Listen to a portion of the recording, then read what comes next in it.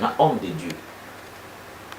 Vous pensez que na kati na bomi balé nde bazaki wana bakokaki jamais kolobaki bon ngai nde naza boye pasteur Moïse nazobima je dois dire je dois. Mais qu'est-ce qu'on doit dénoncer? Ton noté moi le mot naza frère en Christ il y a cité Bethel, mais je suis en train d'analyser parce que il y a des instances judiciaires na mboka na biso oyo et au katalikambo soit accusé pasteur Moïse pour viol ou abus sexuel sur mineur. Donc l'État il peut intervenir pour katalikambo. Mais passons par l'éducation de base.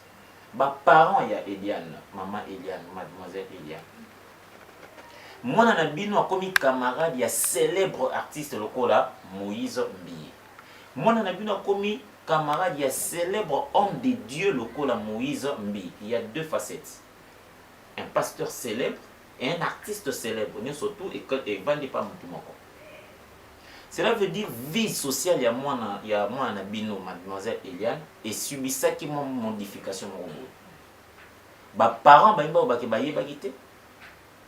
C'est quelque part, vous ne voyez pas que ses parents, bazar, des missionnaires. Pour moi, je suis sûr et certain à figurer dans le clip au succès à Néwana. Est-ce que c'est comme Tamakol? Ça, c'est un. Étant artiste, étant acteur principal, actrice principale et clip one. Bon, Baki c'est sous au Yémoa Lobby qui m'a kangou ya pasteur Moïse. Hein? Quand vous prenez un pasteur Moïse par rapport à Yandengue Tozara, mère Mobouye. Est-ce que moi, je suis Zaki, quand je suis bon, Moussala Nini, de 17 ans à 20 ans.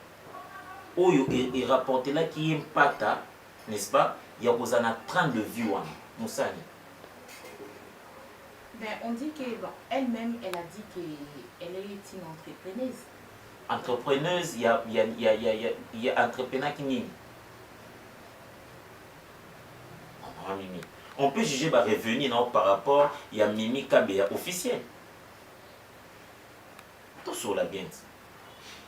Oh. On peut regarder Mimi Kabea avant José de Londres. Après total Mimi Kabea avec José de Londres. Différence des Arabes. Ah ok. Mimi Kabea Oyozaki avant José de Londres. Mais Mimi Oyo, ah José de Londres. Oh. Il est palpable. On peut faire ces analyses. On n'est pas des idiots. Parce que le malheur peut arriver, c'est vrai, aux hommes de Dieu. Mais malheur à ceux qui seront le canal par lequel le malheur là va arriver. Comme la Bible dit que le scandale va arriver. Malheur à la personne par laquelle le scandale. Maman. Oh, ça la scandale. Babomi Jésus-Christ. Jésus-Christ a qui la croix. Tout le monde a une blague. Mais si fait tout ça, tout le monde a scandale mo pesa akabu mutu mo bazo chambanga bakangi bakangi Jésus wana te azaki muta ba démagogie bakangi ba obete kutu setene kuluswa mais sort ya Yuda ezaki alors que c'était déjà prévu depuis longtemps qu'il soit kufa donc donna nzambeko donna Yuda emoso ebeki na yende na yena mokilibo pona accomplir des missions anga tika na ventre mère anga bimate bana basi oyo par lequel scandale les okomi na bassin na nzambe. Faites attention, vous alimentez la toile aujourd'hui. Internet est comme elengi bato ça ba 100 000 et quelques vues, ba 200 000 vues bon beaucoup tara là. Mais faites attention, si c'est vous le canal dont le diable a choisi pour détruire l'église, pour quitter sa valeur, il y a bassin nzambe, pour payer sa raison, na ba pharmacien, ba science occulte, incrédulité na mitema ya bato, pour refroidir foi plutôt, il y a ban nzambe. Attention, je vous dis, na boy na ngate basali mabe basali nzambe bosali mabe ezala ceux qui papa Moïse soza na tort yeba on kosali mabe papa Mike Kalambai kobeta mwasi c'est inacceptable la violence conjugale c'est inacceptable soko sala kiango osali mabe papa Michel papa bosali mabe bosali mabe allez chercher la face de l'Éternel répentez-vous mais bino bana bas oyo le diable a choisi pour na kokweyisa basali ya Nzambe. Dieu seul va s'en charger de vous. Dieu seul. Taba ndimio bakenda cité Bethel. Aujourd'hui, on peut peut-être pas remarquer ça. Mais na mikolo to comprendre que cité Bethel est du choc. Parce que une Eliane a dénoncé. Enfin, Ndenge Robina a sauvé ma âme. Ok, pas de problème. Donc justement, maman Mimi, bandeko basi oyo par lequel le diable passe pour na kokwisa basala Nzambe, basala très attention. Je ne parle pas seulement de basala Nzambe ya mibali, même yo mwana mobali oke kokwisa une prophétesse. Yo mwana mobali oke kokwisa évangéliste. Fais attention.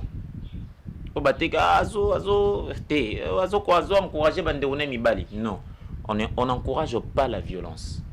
On ne peut pas être violent avec sa femme. On ne peut pas être violent. Il y a plusieurs manières. Il y a 1001 manières de corriger la femme sans être violent. Vous voyez?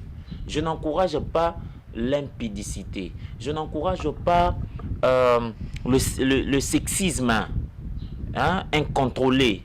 Je n'encourage pas cela. Je n'encourage pas la débauche. Je n'encourage pas.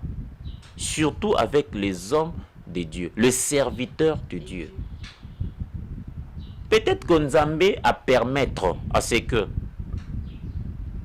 Bazalelo mise à nu pour se corriger. Dieu, il est multifacette. Aibosa makamna ndenge na ye. Ezate kabwa kibango. Parce que Samson pe akoya. Maman na ebisi ko kata sukite.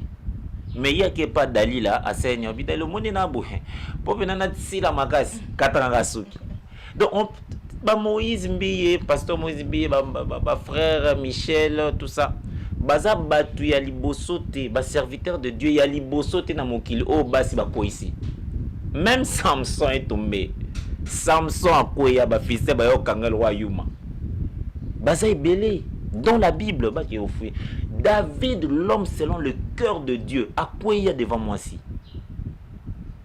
Nzamba ebisi David, mon fils. Si toutes les femmes dont j'ai mises à ta disposition, bakoka kite, il fallait singa ngali soso Nzambe na ngana bakisela yo. Comment oke koza moi si ya soda na yo? Nzamba bise yo o tongela nga temple te. Salomon Nzamba bise na pesonini. Abi Nzamba pesa nga intelligence, pesa nga sagesse. Mais Salomon, intelligence na sagesse wana, et comme il est faiblesse devant Banzel.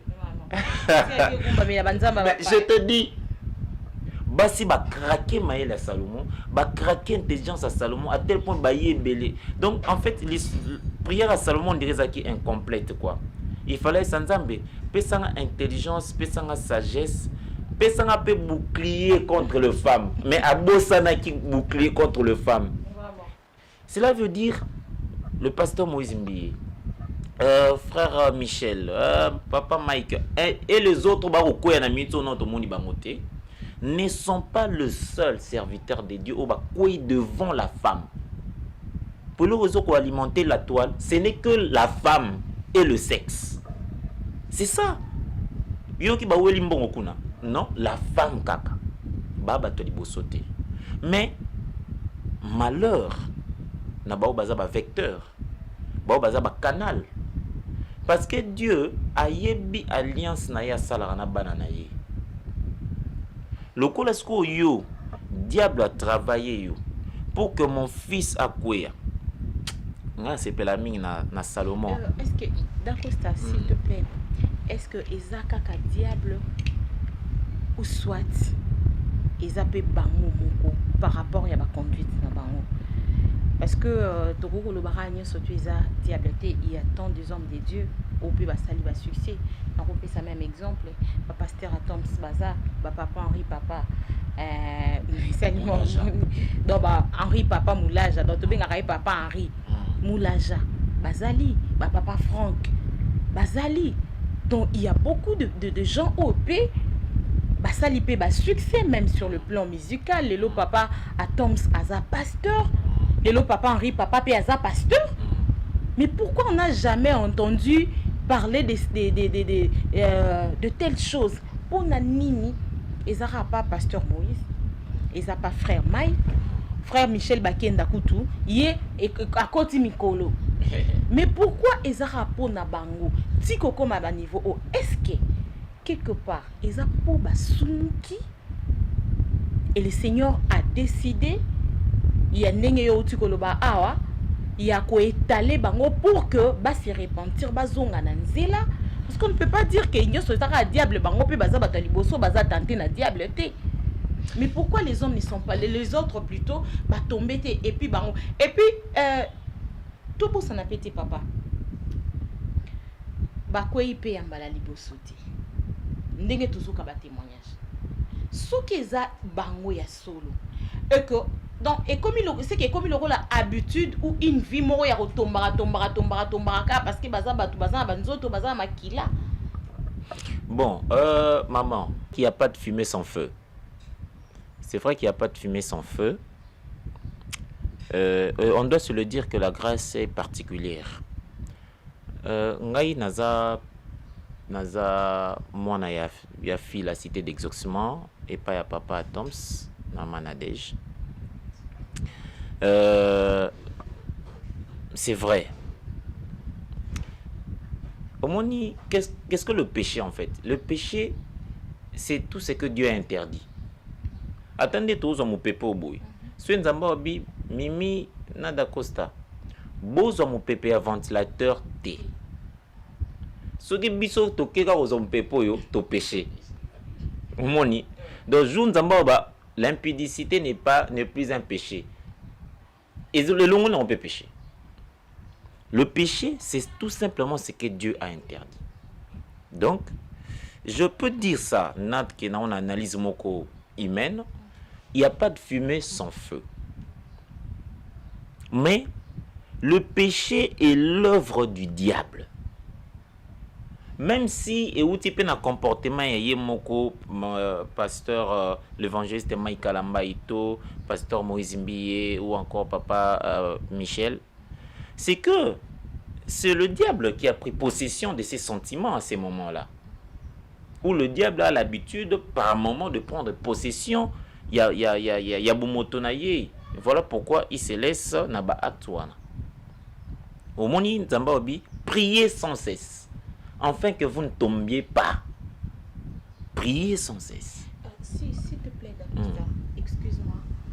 Ce qui diable a commis qu'on soit accès beaucoup plus la vie à moi dans Zambie pour nous donc c'est qu'il y a une porte où il a ouvert qui lui permet d'entrer à chaque fois pour opérer.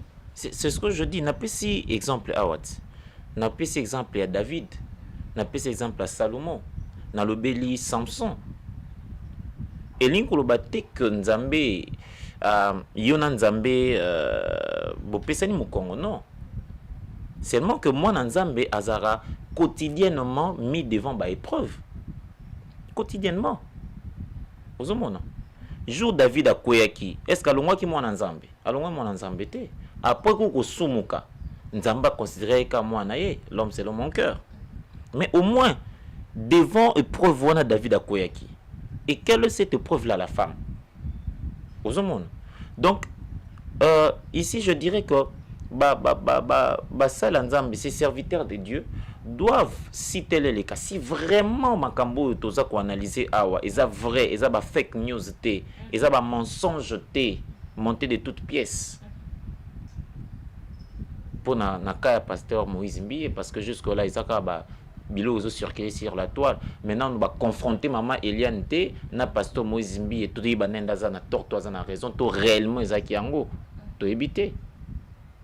il y a que de photos, mais le photo barozo pe moment de to vaninga na oboto ta na bobakangi photo. Bato msope banaliza oh ba miso bota neza bolingote. Tout ça, ce sont des choses ozo ko englober likambango. Mais ce qui réellement na kati na bango baza ko se reprocher na quelque chose, ils n'ont qu'à dire tout le que l'Unyanzambe puis ba se repentir. Ba se repentir. Na bandeko oyo bazali bandeko basi. Parce que attends, likambo bandi nango kaka ngana bi en printemps évangélique. Parce que likambo bandi nango est pas pasteur et pas papa Mike. Et kaka makama maman Peniel et Bimi. Sur base de quoi maman Eliane ayena likambo na sur la toile. N'habité et l'eau nini etindi aya nango sur la toile. Après maman Eliane et l'eau nini motivé moi na moi si il y a papa ou papa Michel aya pe na image na ye sur la toile. Mais bon, après avoir baillé nango sur la toile, ba résoudre nini. Personnellement ba gagner nini. Personnellement bango mo ba individuel ba gagner nini. Bon, Eliane ne cesse de dire qu'elle fait ça pour sauver les âmes, pour prévenir ta fille Moussou va tomber dans le piège Wanate, pour éveiller. Piège nini. Il faut se conséquenter. Tout miloba. Il y a un pasteur Moïse Mbi, ceux qui bazaki na bolingo. Donc histoire amoureuse na bango ezaki piège pour na ba fille Moussou. N'habité, enfin, jusque là na zone ngana analyser. Oh yazolo ba sauver les âmes. À cause d'un contexte ou à cause d'une raison, mais à sauver les âmes sur base de quoi? Pasteur Moïse Mbiye amemaki na ndako nganga kombo nini ezara wapi? Pacte nini oya yebi Pasteur Moïse asalaka na ba jeune fille lokola ye, n'est-ce pas? O milimo na bango ezobunga. C'est ce qu'elle doit dire si tel est le cas. Mais elle dit qu'elle ne peut pas parler parce qu'il y a des menaces partout. C'est que on a sauvé sous amte. On a ba amde zo qui na perdition. Na ipti sou naza ko analyser bien bande bozola na biso bo me kampe ko. Nde naza awa mama Mimi abimana ba jeune garçon le Rwanda. Ce qui abimana jeune garçon le Rwanda, une année après moi mbali wana rokufa. Ngana yebiango. Bon, nga na yebaki yango nga zena nga okufa te. Azobi sanga ke yo okufa na otepo babilo kwa na aplika ngo pa na ote. Na aplika ngo pa batu mususu. Pe nazana ba preuve ya ba jeune garçon o mususu bakufi.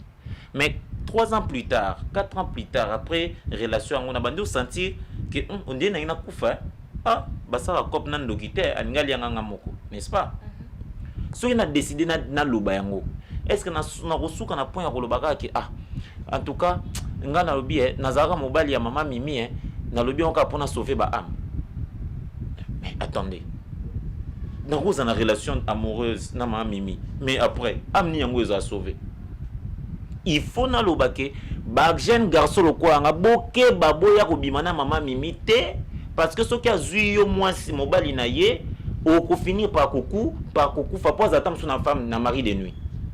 Mari de nuit wana aboma ba tout à la bomaka un tel, tala bomaka un tel, tala bomaka un tel. C'est ça. Parce que on suppose le lobby par exemple que je veux ma sécurité physique. Que tam sous na lobby mangamba papa Moïse, sécurité nanga physiquement tam sous ba oya ko tepso na ndako etc. Bon, on prend ça comme ça. Bon, ce que sécurité spirituelle. Pourquoi on en a 12 gardes bien armés jusqu'aux dents, même esprit de mort recotite. Sécurité spirituelle. Pour hier le balikamba papa Moïse aussi sur le plan spirituel. Parce que aussi le plan spirituel, ba garder founine o yazocha. Ce qui réellement ba kabola vie spirituelle na papa Moïse ou soka betiango les âmes seront sauvées. Vous comprenez maman? Est-ce que là il n'y a pas atteinte à la personnalité? C'est ça ce que je suis en train de dire ici. Bandeko na biso maman Eliane. Ce qui a vraiment na posa à sauver les âmes. Il faut pas akomisa likamwango hein naki na sens na ye ya naki na réflexion na ye soki aza na posa sauver les âmes ndenga zoloba yango il faut pas comme ça likambo lokola théâtre de chez nous épisode 1 bovandi boze l'épisode 2 bovandi boze la lipatine lombe ba na mkoloni ni to ba oboya na on dirait comme petite pièce moko libala ya makambo non. Je veux sauver les âmes, mes frères et sœurs. Ngai komo nanga X na ye na pekisi ba jeune fille wanga bokende ko linga pasteur intel pona misala na ye eza boye oya ko sazarder a kosuka boye tala ngai ba conséquences na zana ngona vie na ngeza boye point barre. Ce qui est yango te c'est comme kabale. C'est un peu ça. Oh là là là là là là. En tout cas, c'est vraiment très délicat cette situation. Mais non, Dacosta, au lobeli beaucoup plus la fille. Et moi, je pense que nous sous la compréhension na bango ba ke abino bo défendre ka ba pasteur, bo défendre ka ba pasteur. Mais il faudra que au lobela pasteur Moïse Limbi. Par rapport à ba acte oyo, si réellement c'est vrai ce que la fille dit face à l'accusation et qu'elle a raison. Quel est le message que tu as par rapport au pasteur Moïse Mbi? Maman Mimi, pasteur Moïse Mbi attend la Bible. Papa Moïse autant la Bible. Ngalanda ba prédication mingi ya ba pasteur. Dernièrement na otolanda prédication na yemoko dimanche passé. C'était sur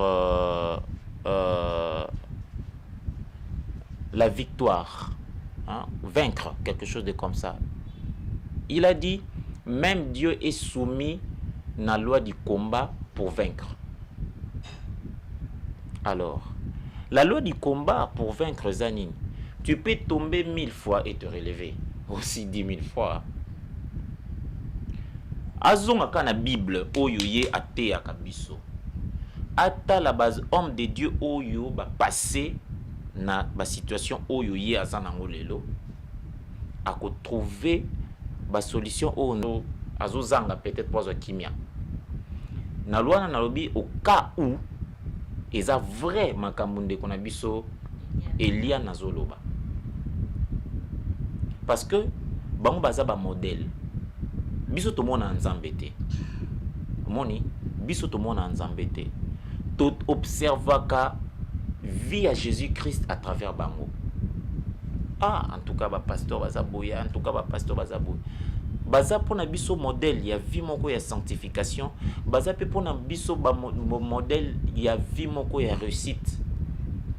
Alors, les cambo ils ont commis et découragé été. Attaque waza na tort et découragé été. Eh, il faut qu'on se le dise. Parce que Nalanda qui a aujourd'hui, si moi je laisse l'église, na ta gardien à Renaissance. Non. Ce qui est comme gardien à Renaissance, place penande milimu pena et sili lisusu.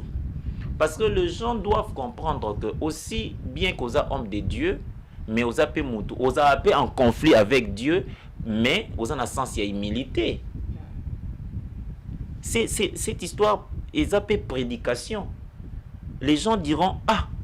Le longa kutu na kwei nazaka simple monimi bon na kosela nzambe orgueil ya nini beaucoup de pasteur na biso akweya tala renom azanango tala ndenga zali atambola na mituka tu mais jour akweyaka likamongu te tambolaka na internet mayoka ka soni te ko kende pa nzambe sa nzambe na sumuki.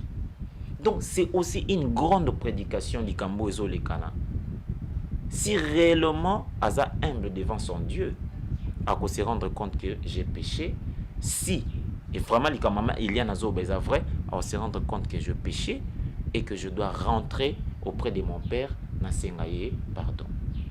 Mais pour les deux familles, Eza papa Eliane et maman Eliane. Famille à maman, parce que tout le monde qui na lobby natala qui maman, na papa.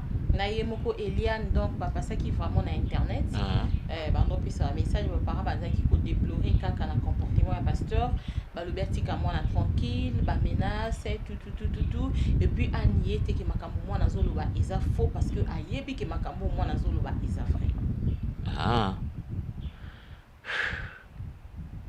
makambo na zo beza vrai na deux volets, hein. Il y a le volet physique et il y a le volet spirituel. Wana ndi ba préciser eti. Te kasi ba parents il faut bazana boigner à ko analyser te. Maman Mimi, l'état atalaka makambo kindo, akataka makambo kindo kité.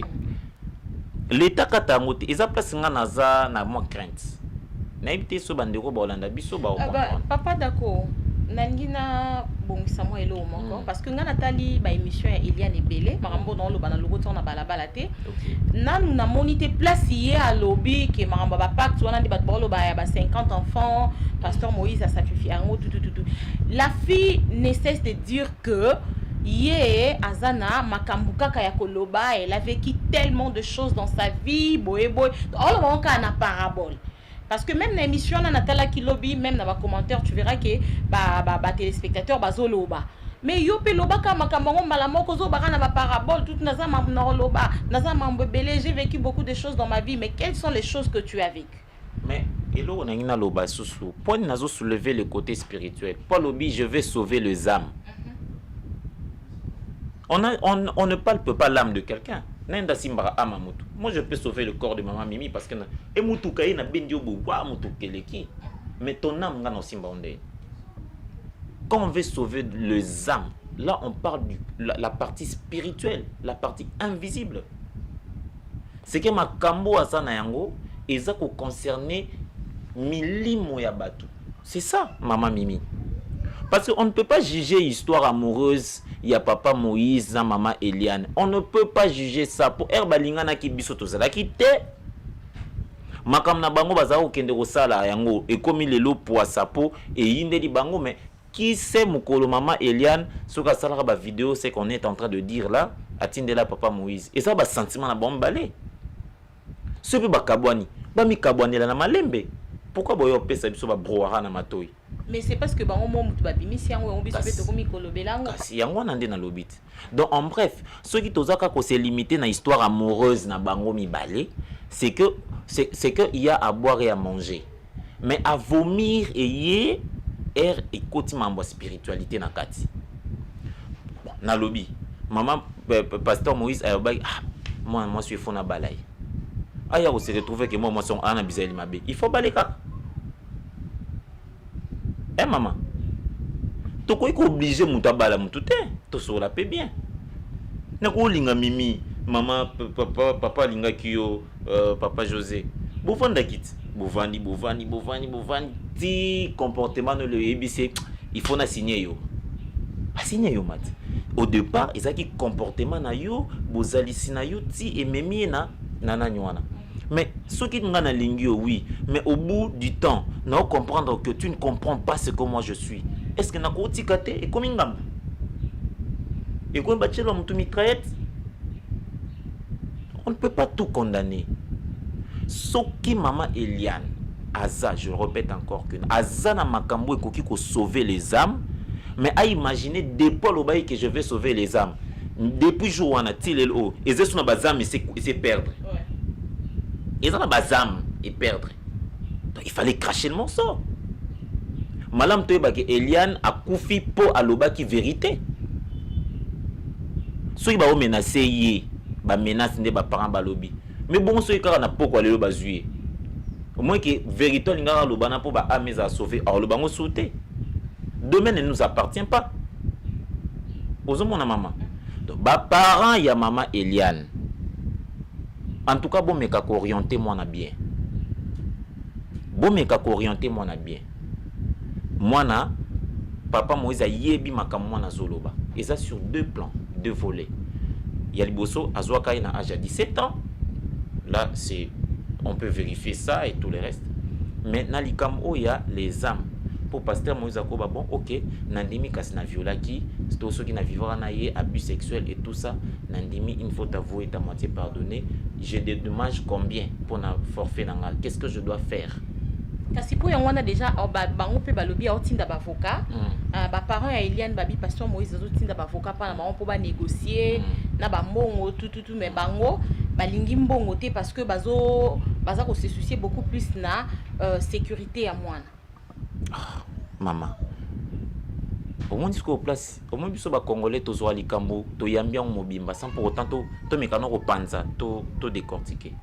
Ce qui papa Moïse a komotinda pasteur Moïse a komotinda ba avocat, c'est qu'il a reconnaître quelque chose. OK? D'accord.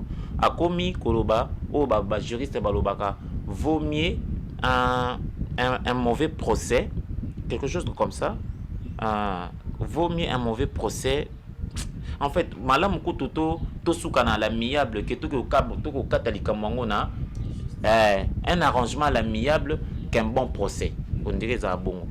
Sikoyo, ce qui papa Moïse a reconnaître quelque chose que on dirait moi sur bien a déjà 17 ans, 20 ans na abusa.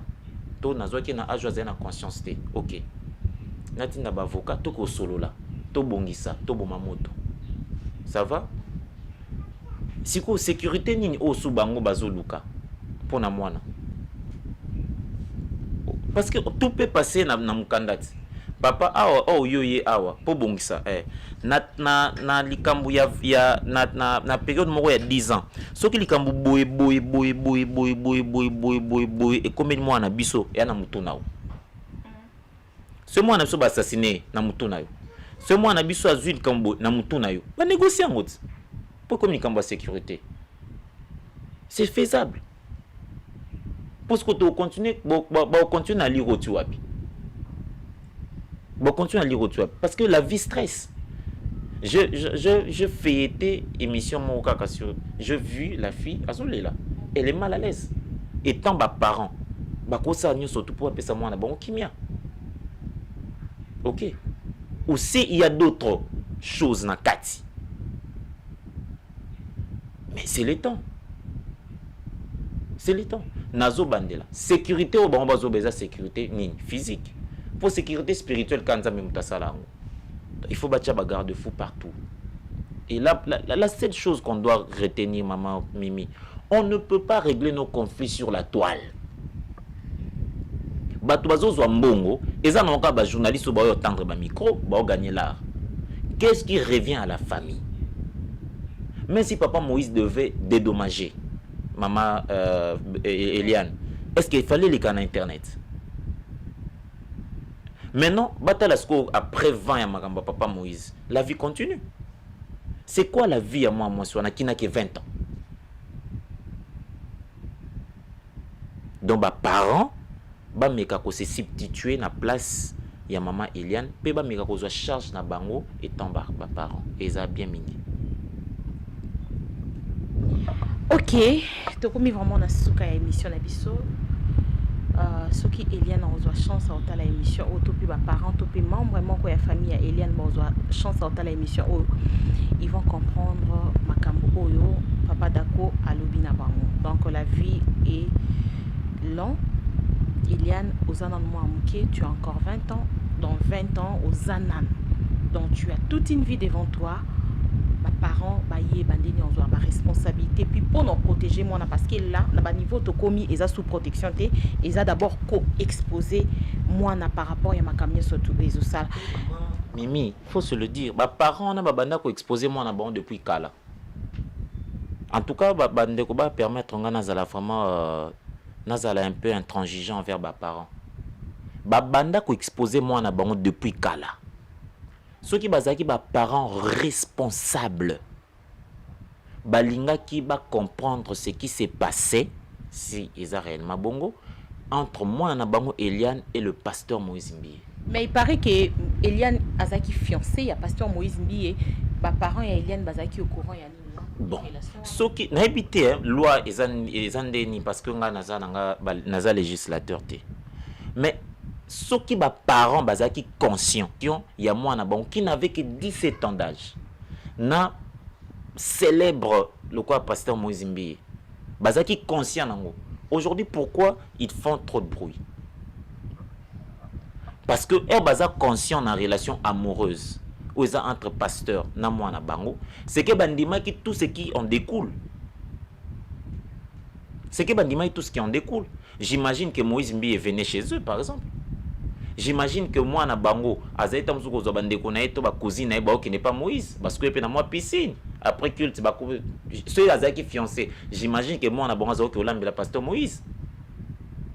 Ceux qui yeba kiango. Et aujourd'hui, pourquoi ils veulent crier sur abus sexuels ou abus sur mineurs? Mais c'est que susceptible d'être arrêté, interpellé. Parce que moi j'ai suivi les papas d'Eliane à ça qu'on déplorait comportement oyo. Il y a pasteur Moïse Mbiye ba vidéo wana bazaki kotinda nango par rapport ya bolingo bazalaki nango mais pourquoi ba bimisi yango libanda pour na détruire réputation ya mwana. Donc il savait que ba vidéo oyo pasteur Moïse Mbiye soki mtabi parce qu'il y a encore nuance ça. Ouais. Est-ce que c'est vraiment le pasteur Moïse Mtabi mission? Bon.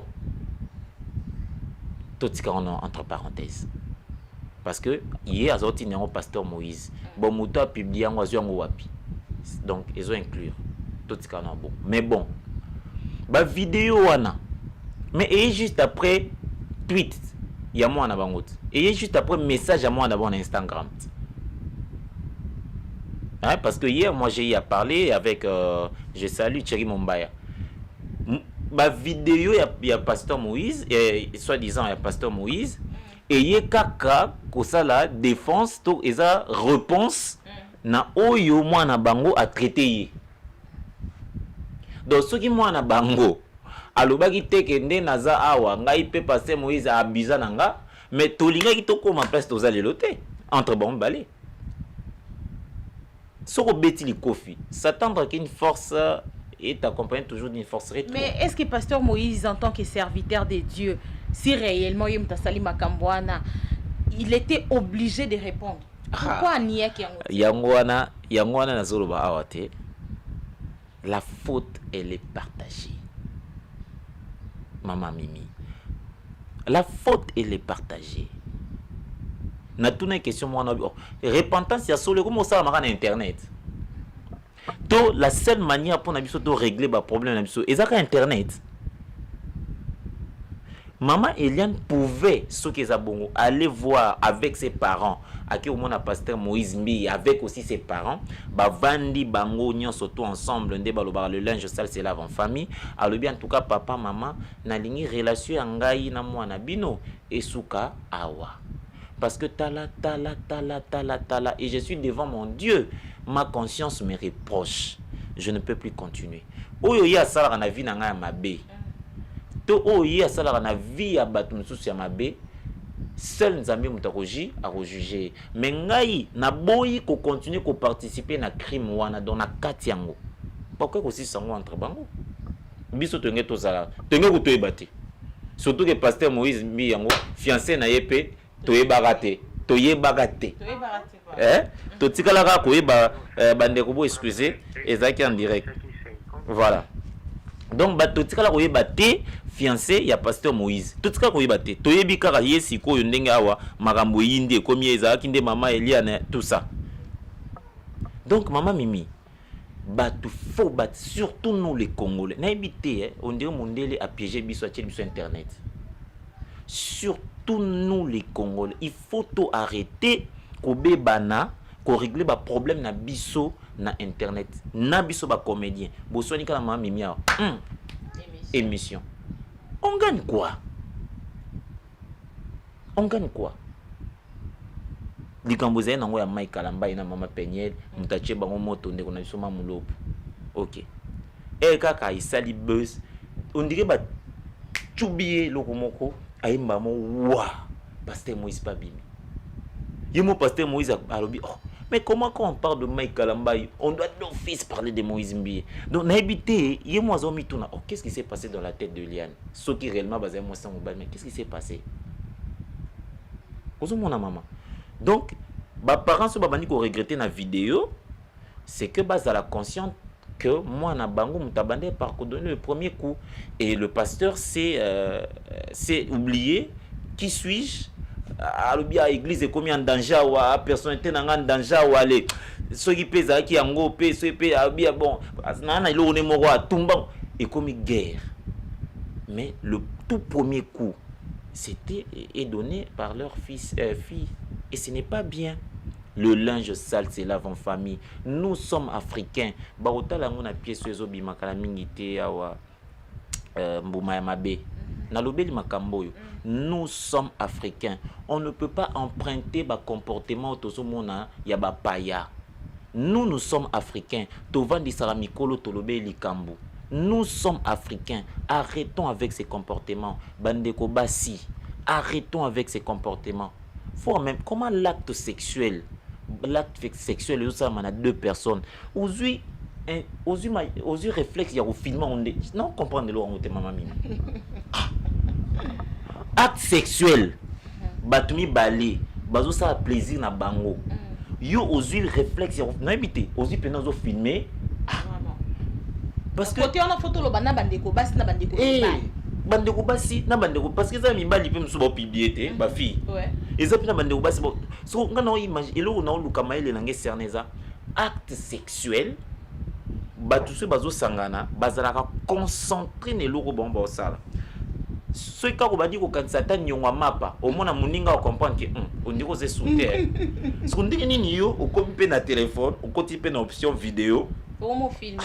Déjà, c'est que vous avez déjà mal intentionné. Vous avez mal intentionné. Parce que vous avez ce qu'on a intérêt. Vous avez mon intérêt. Vous avez une vidéo porno. Donc, on a mis ça à Satan. D'abord, quand on a une vidéo, même dans le téléphone, il y a déjà danger. Non. Il y a déjà danger. Tu peux perdre le téléphone. Tout ça aussi, ma téléphone a tombé. Donc, il y a danger déjà. Oui, puis que moi, je suis en train de raisonner. Comment acte sexuel moto azana kati ya acte wana ako filmer moment yango sous pour risquer ou rendre moninga mauvais service parce que bozana pour bozala vraiment bien il faut bino mbali bozana makanisi wana moto na moto pesa le meilleur de lui pour na moninga parce que yo zate pour osa concentrer na filmer. C'est bizarre. Le diable est fort, chers amis. Chers internautes, Mimi KBA officiel. Le diable est fort. Voilà pourquoi il détruit. Quand le diable vient détruire l'église. Le frère Patrice Aïmbangokala. Je cherchais le monde.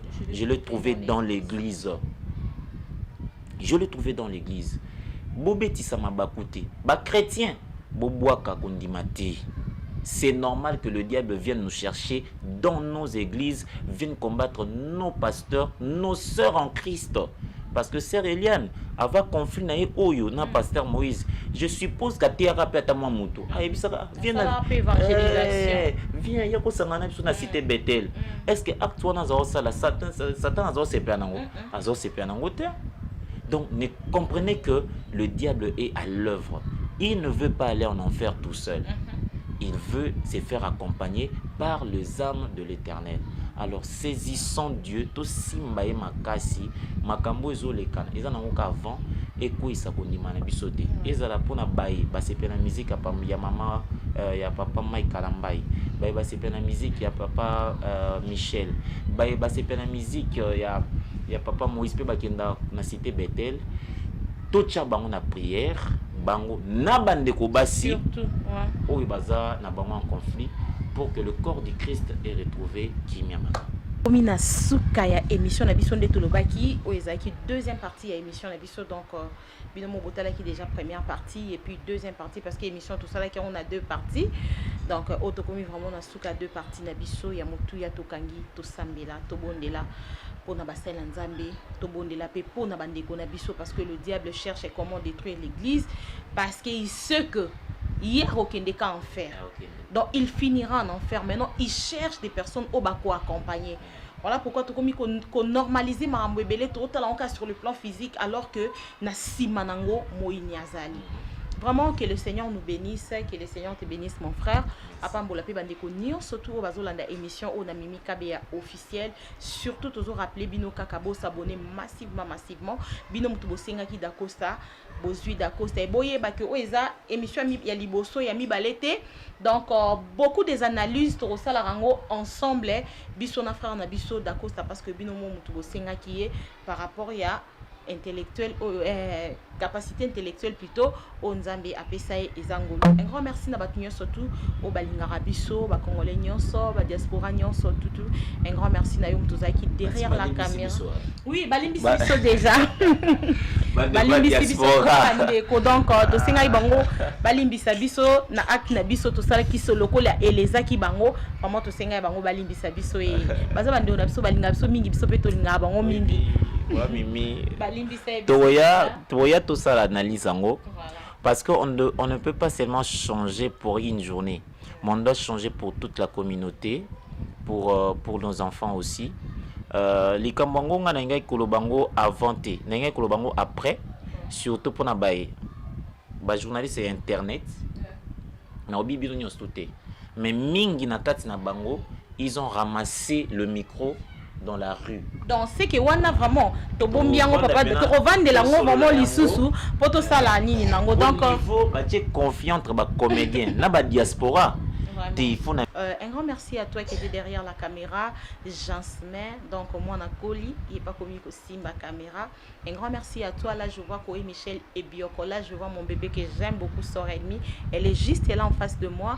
Là je vois Claudia Baka, on équipe Nabiso, équipe fort, équipe choc, autre travail, on a bango dans de temps en temps, toujours et le monde a bango, de Londres, l'élégance c'est la propriété. Donc des gros bisous à toi mon cœur, tu sais comment je t'aime beaucoup. Et puis un grand merci à Elena Manzila, HBM et Amédée Manzila. Là je vois encore mon Semeki Nanga, Ibrahim Kalemba, il y a Mami Kalemba. Et non manqué de saluer. Oyanga bana maman. Là je vois mon poussé Nanga Fanny Massoudi, comment on a manqué. Et puis là je vois Mbinga de moi, les Mbinga de moi, Sifalo quoi. Là je vois Elbin Bouyi. Donc on a pu signer Mambo Tebele, Gisèle Kabea, notre cadette, Christian Kabea. Coco Kabea, Benjamin Kabea, toute la famille Kabea, ma tante que j'aime beaucoup, maman Tété, moi aussi à Major d'Europe et à toute ma famille qui est en Suisse. Là je vois Julie, Nénette, Florence, Trésor, Binonyoso, la Bessibino Bambote, Ebele Bisika Pozali. Un grand merci à mon pasteur, le pasteur Guilain Yves Nzita et maman Sylvie, toute la grande communauté de la compassion.